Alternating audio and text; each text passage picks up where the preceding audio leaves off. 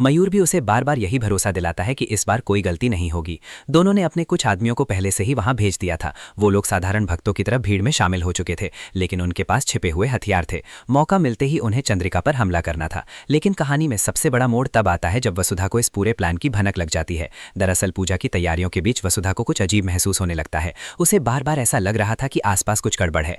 तभी उसकी नजर कुछ संदिग्ध लोगों पर पड़ती है जो बार बार इशारे कर रहे थे और भीड़ में इधर उधर घूम रहे थे। वसुधा पहले तो इस बात को नजरअंदाज करने की कोशिश करती है, लेकिन तभी एक आदमी की जेब से चमकता हुआ चाकू थोड़ा बाहर दिखाई देता है। बस यही वो पल था जब वसुधा समझ जाती है कि कुछ बहुत बड़ा होने वाला है। उसका दिल जोर जोर से धड़कने लगता है। वो तुरंत देव के पास भागकर जाती है और उसे सारी बात बताती है। देव पहले थोड़ा हैरान हो जाता है, लेकिन जब वो खुद उन लोगों को ध्यान से देखता है तो उसे भी शक होने लगता है। वो तुरंत अपने भरोसेमंद लोगों को इशारा करता है कि पूरे यज्ञ स्थल पर नजर रखें।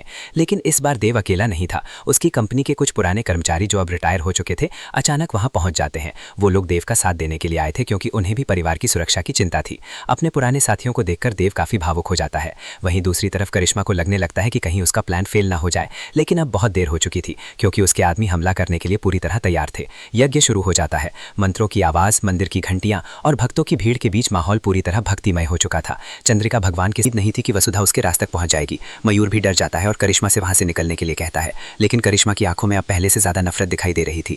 वहीं पूजा खत्म होने के बाद पूरा परिवार वसुधा का धन्यवाद करता है, क्योंकि अगर उसने सही समय पर खतरे को महसूस न किया होता तो आज बहुत बड़ा हादसा हो सकता था। चंद्रिका भावुक होकर वसुधा को गले लगा लेती है।